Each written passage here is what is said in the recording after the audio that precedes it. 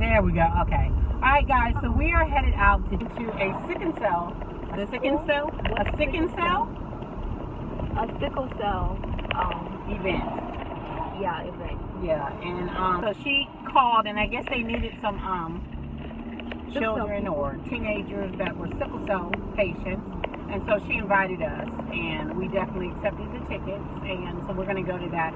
Should be really interesting. I'm really interested to see what's going to happen. What's going on.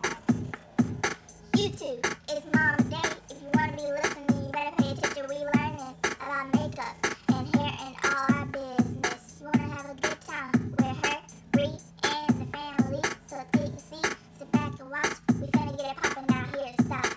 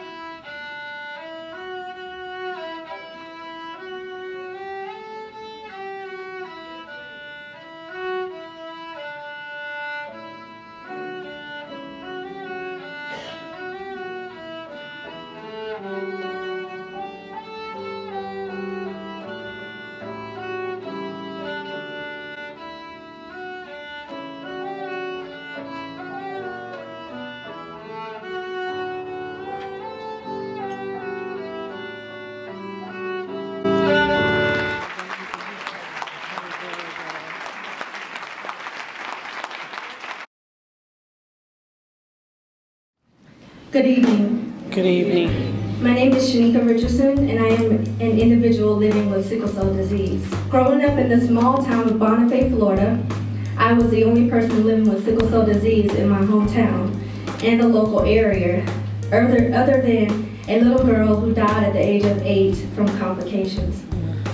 I had always read there was 100,000 or more people living with sickle cell in the U.S., but I couldn't fathom this because I didn't know any of them. And really felt that no one understood what I went through with the disease. At age 22, I was a young girl full of hope, determination, and faith that God had a plan for my life. I had just graduated from college, and I received a job offer to work at IBM in RTP, North Carolina. My mom was extremely concerned and worried if I would be okay 11 hours away with no family and friends.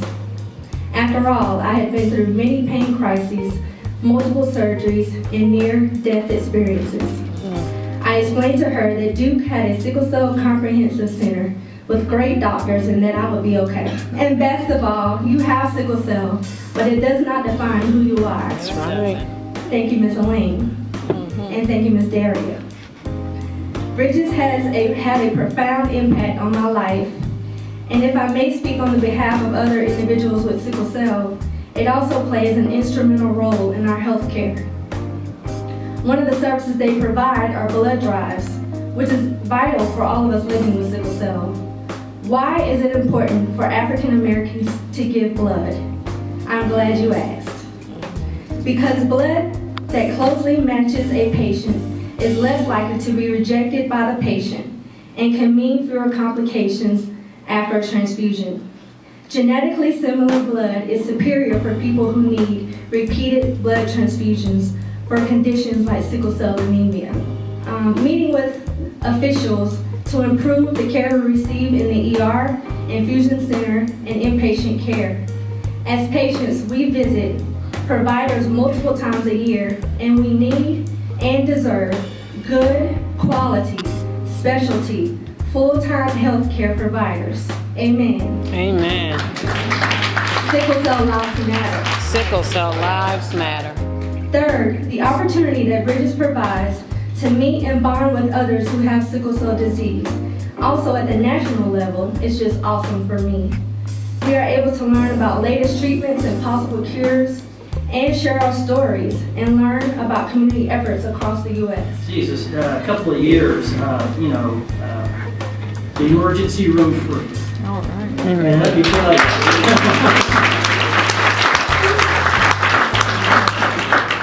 thank God, and it is just a terrible, terrible thing to have to go to the emergency room. I mean, it's a wonderful thing because you eventually get treatment.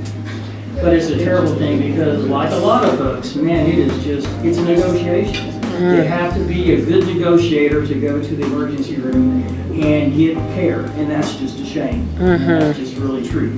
So this young man is trying to get a bone marrow transplant. Let's help him get a bone marrow transplant, please.